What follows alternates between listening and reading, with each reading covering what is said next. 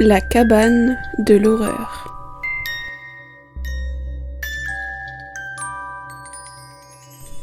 Votre dose de frissons.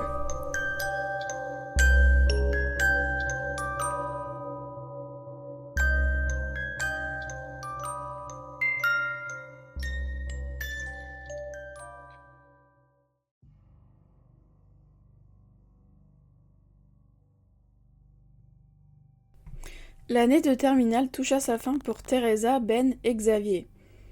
Eux font partie des populaires du lycée. C'est bien connu, il y en a dans tous les établissements, dans chaque promo, dans chaque classe, que ce soit par petits ou grands groupes. En ce qui les concerne, ils restent souvent à trois. De temps en temps, une nouvelle personne vient se greffer à leur trio, mais cela finit généralement mal. Elle finit par être rejetée pour une raison stupide, ou parfois pire. Et pire veut dire harcèlement, un acte totalement banalisé dans ce genre de groupe, même entre eux. Peu avant le début du second trimestre, une nouvelle fille s'est ajoutée à ce groupe, Christelle. Arrivée en cours d'année, Teresa est naturellement allée à sa rencontre pour la recruter. Bien sûr, Christelle ne connaissait pas leur réputation, du moins au début. Elle ne savait pas dans quoi elle s'engageait.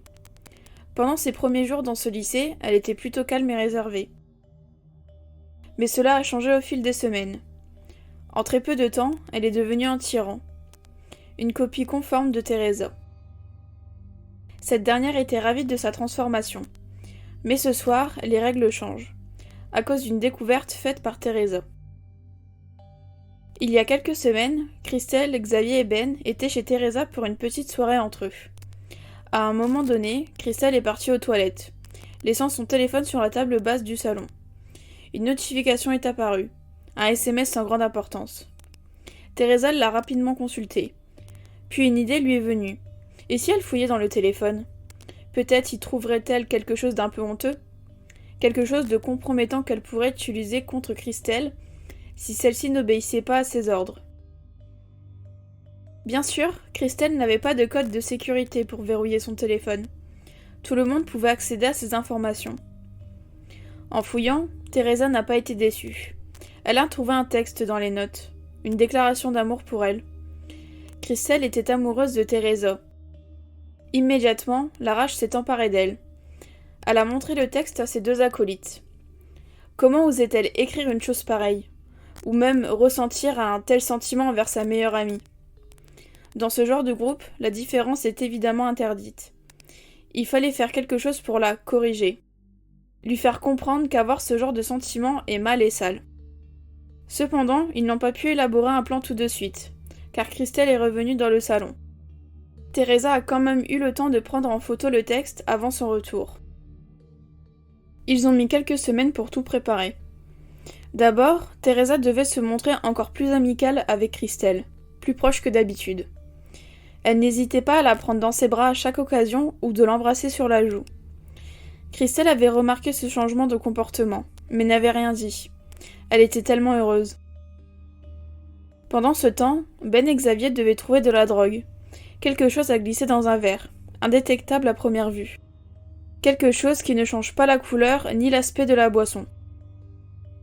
Ce n'était pas facile, car même si le trio était de très gros buveurs d'alcool, ils ne connaissaient rien aux drogues, puisqu'ils n'en consommaient pas eux-mêmes. Finalement, ils ont trouvé la drogue idéale.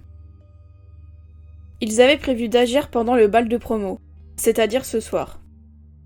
Le début du plan était simple.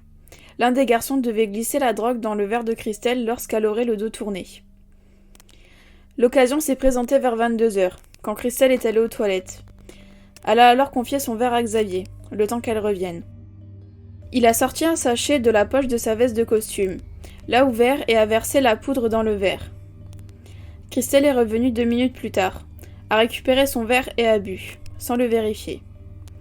Peu après, les premiers effets de la drogue se sont manifestés. Christelle n'a pas supporté les effets.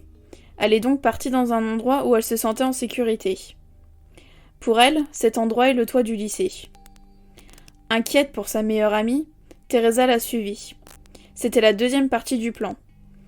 Elle l'a réconfortée et fait une accolade. Teresa était particulièrement tactile, et cela n'a pas laissé Christelle indifférente, encore plus que d'habitude. Elle a alors essayé d'embrasser Teresa, qui l'a immédiatement repoussée. Christelle était confuse, car elle pensait que c'était réciproque. Cette action a déclenché la troisième et dernière partie du plan. Les garçons sont arrivés peu après. Christelle, perplexe, se demandait ce qui se passait. Ben lui a tout révélé. Il savait qu'elle avait des sentiments pour Teresa, grâce au texte découvert dans son téléphone. La honte est montée aux joues de Christelle. Xavier et Ben se sont alors rapprochés d'elle, tandis que Teresa reculait. Ben a ensuite poussé Christelle, qui est tombée au sol. Xavier a continué en lui donnant des coups de pied, tout en lui lançant des insultes, les pires qui existent. Ils lui ont aussi craché dessus. Teresa est revenue avec une bouteille contenant un liquide jaune qu'elle a versé sur sa meilleure amie. Au bout d'un moment, ils l'ont laissée tranquille. Elle s'est relevée, mais chancelée, peinant à se tenir droite. Elle leur a demandé pourquoi. Pourquoi avait-il fait ça? Teresa s'est rapprochée d'elle, mais Christelle a eu le réflexe de reculer. Désormais, elle avait peur d'eux. Malheureusement, elle s'est trop rapprochée du bord et est tombée, s'écrasant 5 étages plus bas, sur le parking des professeurs. Maintenant, les trois diables se demandent ce qu'ils doivent faire. Partir en courant et revenir à la soirée comme si de rien n'était?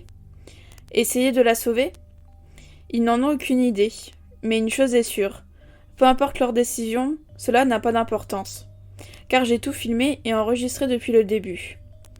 Oui, je suis une ancienne victime de ce groupe. Je ne vais pas entrer dans les détails de mon histoire, mais disons simplement que justice n'a jamais été rendue, comme pour bien d'autres dans ce lycée. Quand j'ai vu qu'ils avaient une nouvelle recrue, je les ai surveillés de très près. Ils parlaient de leur plan alors qu'ils étaient au lycée, souvent près des casiers. J'étais donc à proximité, sans que cela paraisse suspect. Bien sûr, je n'ai rien enregistré pendant le bal, car les gens autour de moi l'auraient remarqué. J'ai passé mon temps à les observer, et une fois les filles sur le toit, je les ai suivies et commencé à filmer. Je suis passée discrètement derrière elles juste avant que Xavier et Ben n'arrivent. Je suis même surprise qu'ils ne m'aient pas vue, car il n'y a pas beaucoup de cachettes sur le toit. Il ne me reste plus qu'à diffuser la vidéo. Mais dois-je la poster directement sur les réseaux sociaux avec un compte anonyme ou l'envoyer immédiatement au principal du lycée? Aidez-moi à faire le bon choix. Je veux la fin la plus dramatique pour nos trois petits diables.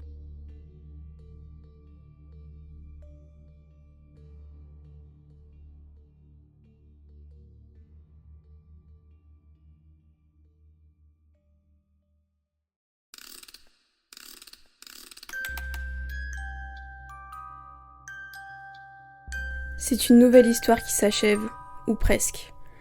En espérant que votre courage ne s'est pas envolé et qu'aucun esprit n'ait pris place chez vous, je vous laisse ici. À bientôt.